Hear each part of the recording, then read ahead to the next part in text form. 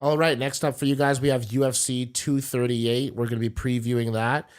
We got four fights that really caught our eye here. So we're going to start off with Tai Tuivasa versus Blagoy Ivanov. That's Because my boy. let's Yeah. start Okay. off with Okay. that one. Let's do Okay. it right now. Because this Heavyweight guy's bout. Bulgarian. I'm from Bulgaria, so like I've already said that he's not the best representative of my nation Damn, looks what's wrong with wise. him? He got stabbed in the heart, yo. Oh, Yeah. jeez. Outside did. of a nightclub. He was already an athlete. He was competing in a combat sambo, so not full MMA, but pretty close to it. Whatever, like we do in Eastern Europe and Russia and shit. But this guy got into an altercation outside of one of the nightclubs in the city that I'm from, and he got stabbed. Like you can see a bit of a scar right in between his like under his pecs. Oh, damn. That little dent there, that's from a knife. He got stabbed right in the heart, was in the hospital for a little while. Doctor said he died 12 times on the operating table or something. Like they're like, it's just That's a a miracle fighter that for you real. survived this, you know. That's crazy. And then he's back to fighting. He got signed up with the UFC and all that, and you know, it's a good story, I guess. That's crazy, man. I mean, he's doing all right. His last victory against Ben Rothwell Yes. was a little questionable. I'm Yeah. not gonna even front on that. Like And then now he's fighting Tai Tuivasa, the Australian. He does those shoeys. you know Where what? they though? pour the beer into Oh, the so shoes gross, and he bro. chugs it back. And the food thing is they spit in the shoe too, so I don't know. Oh, Anyways, Jesus Christ. Again, I'm coming into this podcast as just a guy that's just trying to learn about, these sports, and kind of get out of my comfort zone. So, like, my question is, you have someone. Obviously, these guys give their heart and souls to at the end of the day, this business. I watched this show that used to be on called Kingdom. It had like I'm gonna mention the name, and people are gonna instantly be like, "Oh, I'm not gonna watch that." But it's a great show. It had Nick Jonas. It had this other actor that I'm blanking on. Jonathan Tucker is one of them, and this other guy he was in. Anyway, besides the point, for me, a lot of these people make sacrifices, and at the end of the day, their bodies and so much things take a toll. Where is I would say the generational wealth? Do a lot of these guys make money from starting their own gym, which was like a story in the That's a very good question actually, because that's an ongoing issue with fighters, MMA, the UFC It in is. particular. That what you exactly said, that security or whatever, from putting their whole life, their health, their bodies on the line, just the dedication that it requires, right? And the payoff is so little because they don't get sponsors anymore. If you can notice, their shorts are Reebok, so they're tied to Reebok. They get like literally, those guys are probably getting $20,000 or something, $15,000 off, maybe even less, off a Reebok a fight, and their winnings might be like in between 20, 50,000 to 100,000. If that's actually even good.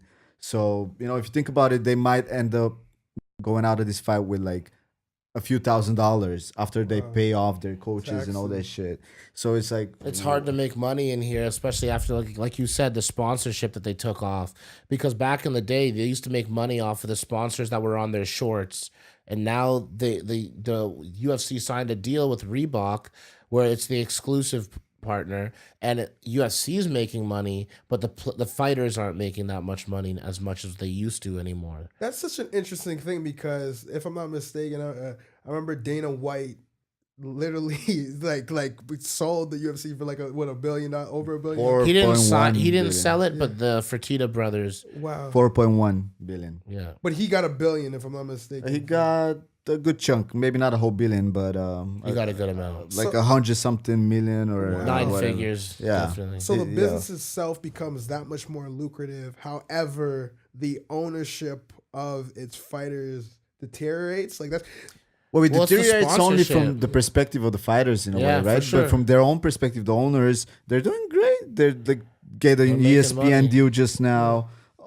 I mean, But I mean, like ownership in terms of financially. Like, one thing that I am privy to is I know Conor McGregor was fighting for stakes in the company. Yeah. Did that ever materialize? No, that will never materialize. Especially after what he did. they would never want. It's Also, not even it's- about what he did. It has nothing to do with that. Not It would- even, yeah. It's the precedence that you're setting. If one fighter does it, why can't everybody? You can't. That's a Exact- dangerous. Also, you have to precedent. understand that with the ESPN deal now, they don't really have that. The UFC doesn't have the incentive to go out of their way to satisfy every fighter's needs and wants because they already have that contract with ESPN, so they're getting paid a fixed kind of rate for every event.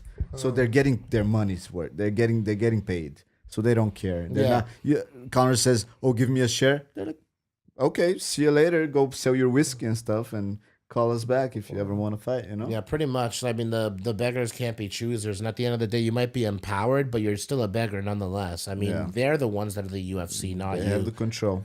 Who you got quickly in this Tai Tuivasa Blagoy even on? I go for Blagoy, man. I got to. I'm gonna go with Tai Tuivasa. Okay. I don't really. I was just gonna say- I don't even know why.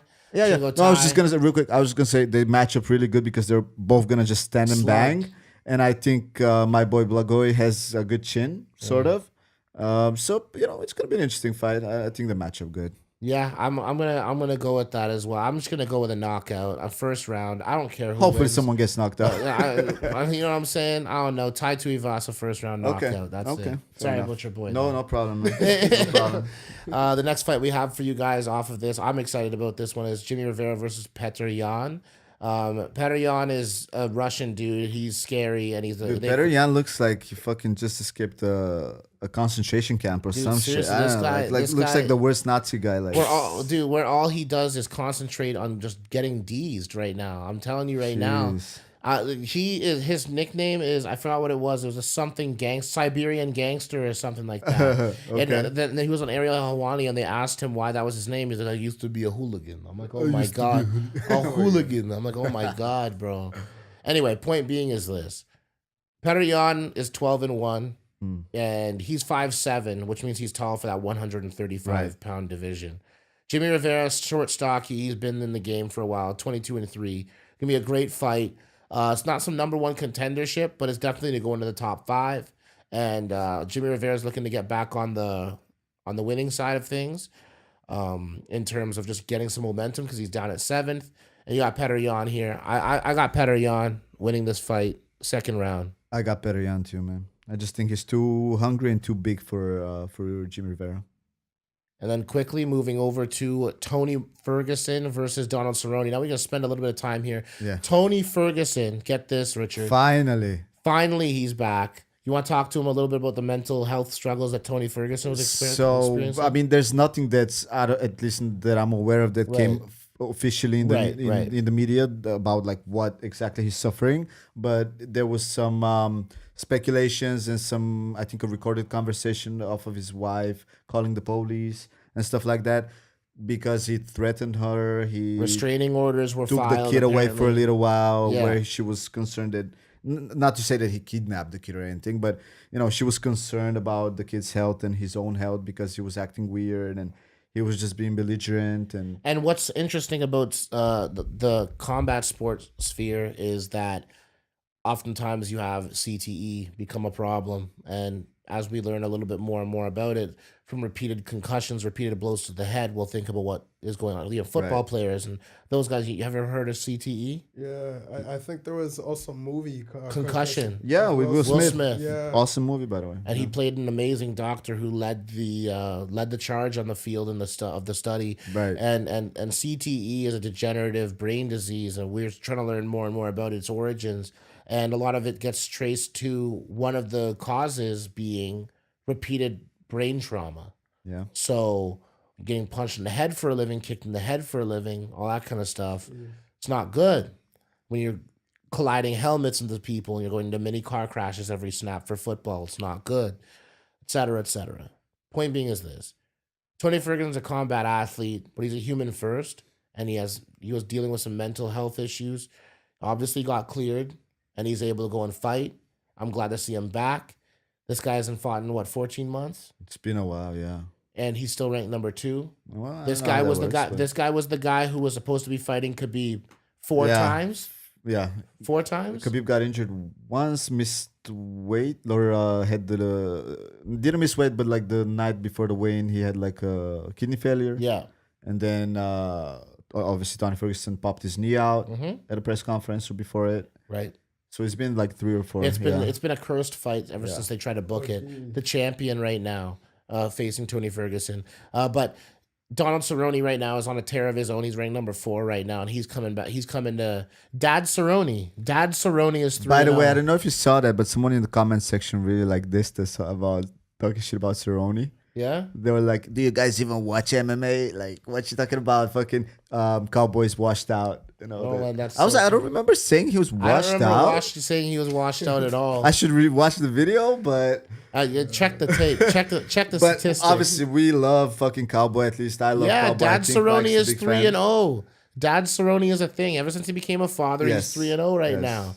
He has something to fight for. What's his why? Well, he just gained one right there. He's There's on a another tear. one. He's been looking great his last few fights, no doubt Yeah. about that. I'm and- happy, but I mean, Tony Ferguson's going to win this fight. I think so. Not to say that Cowboys washed out or anything. We're just saying that Tony Ferguson's gonna win that fight. Yeah, Tony That Ferguson. commenter. CT'd up and all, he's gonna still win it. Tony Ferguson's going to beat him up on the standing game, and then It's gonna be too awkward for him. and then Tony Ferguson's going to knock him down, and then he's going to finish him with a submission, like a rear naked choke. Okay. And I'm going with that in the 3rd round because Tony Ferguson likes to pick up the pace as he fights. Okay. I would say TKO punches 2nd round for Tony Ferguson. There I don't you think go. it's gonna be a submission for some reason. I don't know. I don't know. I feel there like it is. Cowboys defense. Cowboys defense is should good, be but if good. you get knocked to the ground, you're a bloody mess, and he just slides Yeah, on yeah, top. yeah. I can just Maybe see if Tony that's the Ferguson case, trying to yeah. pull that type of a thing out. That's it. So that's it. I like Tony Ferguson We're in this both on fight. Tony's side on this one. Tony the Tiger. One quick question: like you guys mentioned a lot of like health problems. Are these guys insured in terms of like healthcare? Like, Not really. I mean, Do they have? Well, not long term. they Like offer. I mean, The UFC offers benefits. right, but And- that's to say, let's say you have While like an you're injury. fighting, you get to see the best doctors. You get to see like they just referred Tyron Woodley who had to pull out of his Robbie Lawler rematch. Right. They for his thumb, and they hooked him up with the best thumb doc, like hand doctor in But LA. is that the same kind of treatment every single fighter gets? No, because he's a Exactly. former Wow. champion. He's a former champion. So only If you're the not a top tier champion- fighters get that type of treatment. Oh, So there's wow. nothing like set where it's like if you're like a number 15 or not ranked or anything, screw you. Go fix your own shit. These people are hardly making any money, man. On top of getting like paid $40,000 for the whole fucking endeavor, and then you gotta like pay off coaches and all that. And now if you pop up your knee, you gotta pay for that stuff as well. And now you're out and, And you now can't you're fight. Yeah, now you're bankrupt. You gotta go back and start a new camp for a new fight. so my question, okay, obviously it's mass exposure in UFC, but like, what is the main distinctions between that business and that property as opposed to something like Bellator or any other, MMA fighting promotion? Well, they were kind of like the first, I guess, in those kind of terms. And once there was a Japanese organization, Pride, before that, they were big, but they got kind of like they didn't get bought out by the UFC necessarily. Their whole like video library got bought out by the UFC, but they shut down their operations, so they're not in the game anymore. Japan and Asia is a huge market. There's Obviously, a lot of fixing going on and some Wow. weird it got corrupt really quickly. You got There's a lot of steroids, a lot of fixed fights. Yakuza ties, and Yeah. it's a crazy. I implore you to check out. There's a video on SB Nation. They talk about the whole journey of everything MMA. You'll be a fully understood MMA fan at the end of the 5-part series. Ew. But anyway, point being is, yeah, it's crazy actually when you think about like the histrionics behind how they got here. Again, SB Nation. I'll show it to you afterwards. Yeah, Send you a man. link. let's just say it's been a lot of shady stuff going on like in the Yeah. past just to get to where they are now, because they literally started off of like just kind of like a circus show type of situation. And the UFC basically was like they originated like, what's the best martial art? Which Right. one's the most superior? That was the Initial initial question. idea. Right? Like, what if a karate guy faced a boxing guy? Like, who would win? Right? Yeah. Because that never happened before that. Wasn't there a wrestler like Ken Shamrock? who- Yeah. Yeah. yeah. it's that one of the was a first part- ones. Yeah, Jeez, and he was successful. Like, he was successful. Jeez. Yes, Damn. Okay. So he's I had one to, of the OGs No. in the game. No, for sure. I mean, and that evolved into something different. That evolved into, a combination of two of them. Then it got more sophisticated. Now it's just now you just have MMA gyms. Like Yeah. it's just so as the sport has grown, so too is the sophistication between it. And we're gonna be seeing multiple Anderson Oh my God, Silvas that's out exactly here. what I was gonna say. Now you see like little kids at the gym at like 4, 5, 6. They're starting MMA like right from the get Wow. go, or they're like hardcore into jujitsu when they're kids and whatever. That was never the case like 10, 15 years ago. You know, it was like It was impossible to find a gym to yeah, like practice. even the gym that I train in now, jujitsu, like my coaches and stuff, they were like, yo, remember like they were talking to each other like 4 or 5 years ago, we would have like classes of like 3 people, 2 people would show up. Like it was so like few people knew about it and would actually do it. Hmm. Now it's like packed, like people are Globalizing coming the in. sport, man. Yeah. Jeez. It's a beautiful thing when you think about it, like the business behind it. Um, Next fight we have for you guys is Valentina Shevchenko versus Jessica Evil Eye. Now, I think Valentina is going to absolutely destroy Jessica in this fight. And what's your take on it? Yeah, I think Valentina is a beast. From what I've heard with people that I know that have sparred with her when she came to Toronto and prepared for a previous fight. Right. I have this girl that I used to train with, Candice, so she was one of her sparring partners for before this fight, and she would just told me, and I saw some tape of their sparring session and stuff, just on another level. And the girl that I'm talking about is also a Muay Thai champion and all that stuff. So Hmm. Shevchenko's just a beast, legit. She's so strong. Also, it seemed like against Joanna, I think she's gonna smoke Jessica. I'm going to say second round knockout. Yeah, very easy. That's a good prediction. I would say first or second round knockout. Yeah. What is Richard- like the background, like history of like both fighter, like in terms of class, age, like what are some? Well, they're the same weight class, right? So they're fighting 135 right now, right? For the strap. Yeah. So other than that, this chick is from Ukraine, from Kyrgyzstan. Kyrgyzstan, yeah. Kyrgyzstan.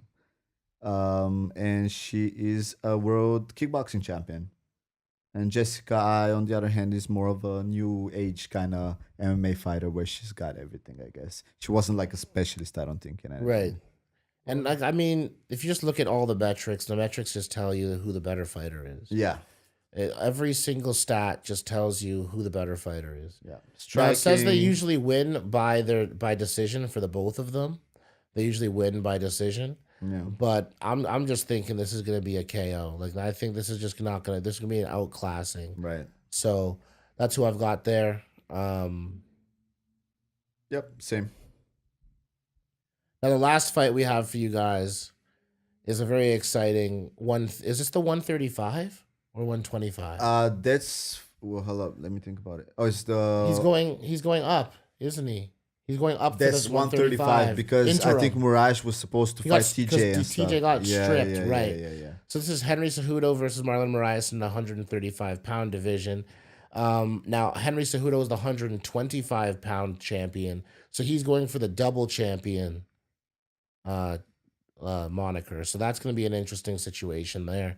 Who do you have in this fight? I'm very curious to hear what you. who Now, you have. obviously, I think Cejudo's amazing, and he proved in his last couple fights that just the level and he's getting better and all that stuff, and just an ex-Olympic champion and the youngest Olympic medalist in wrestling. He's just work ethic wise, I think is one of the best. Skill wise, one of the best. I think Mirage is like so motivated. He's one of those like really mean kind of people that are gonna go there and try to hurt him. But in any case, I think we might see Cejudo just outclass him with his wrestling. I think so too. Just based on the takedown defense, 60% is not good enough for Marlon No. Moraes. This strikes me as a facsimile to an Edson Barboza situation. Yes, that's a where good, very good he can comparison. really outstrike you and destroy you on Yeah. the feet, but you're facing a classy like wrestler and you just got no chance. I don't think so, man. So I'm gonna say Henry Cejudo just grinds out like a decision. Yeah, good point. I mean, it could be a TKO if he really batters and bruises Marlon, but I don't think Marlon's gonna give up. You know what? I'm gonna go decision for Henry Cejudo. You're right. I Just would on say either points. Just on points. a late finish for Cejudo Yeah. out of like just maybe That's Mirage feasible. gets exhausted and That's feasible. from all the grind and like just he's gonna stay on top of him and just ground and pound him. So that's one or decision. Those are two likely outcomes for me. But Yeah. Cejudo both ways. So we got our new champ here. I think so. Yeah. And I think it would be well deserved and a good representative. Yeah, double weight division champion. You heard the prediction here first.